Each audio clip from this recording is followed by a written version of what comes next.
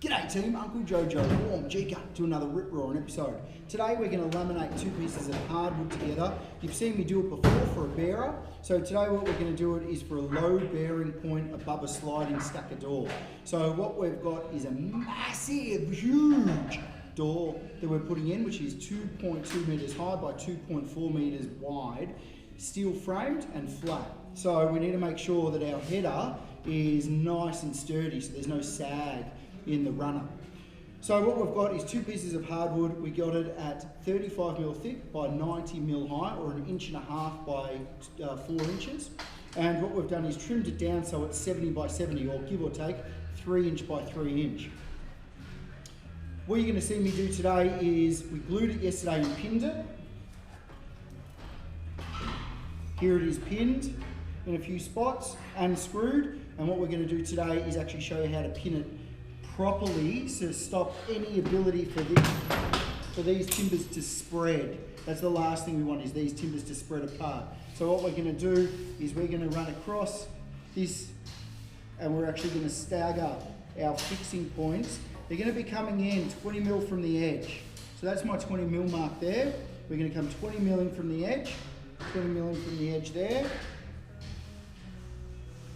And then we're going to be countering our screws the whole way.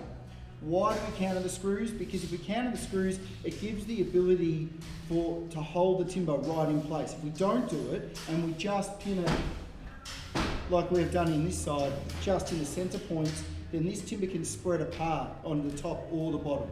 Whereas if we actually stagger it on each side, it reduces the ability for the timber to separate and holds it as one unit. So it acts as one big, thick piece of timber. And that's the kind of thing that we do want. Once we've done that, what we're going to do is run over the top and the bottom and flatten it off the best we can. What Heath did yesterday was when he did this and tacked it together, he made sure that one side was completely even, and then the other side's going to have a little bit of a mismatch. That always happens with timber. And then what our job as craftsmen is to thickness that down, or plane it down, shape it to exactly what we're after. This has made it easy, so this will be our face side, which will be the side that we're going to be using. The other side, we'll get it fairly good, but it's not as critical as this side. This side, our track and everything is going to run along.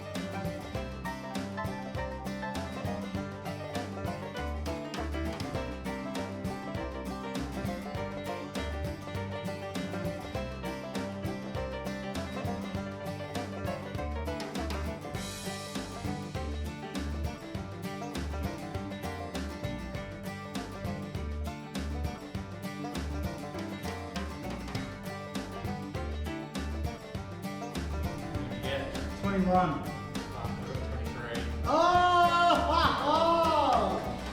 I'm actually slightly lying. I only got 15. What?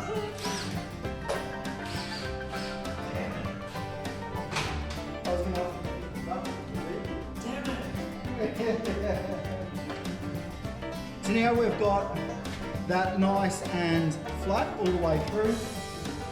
We're going to move on to planing this down. I'll show you that now. And then we'll move on to cutting into size and all that jazz. So stay tuned and we'll keep going, and I'll show you all those bits and pieces in between.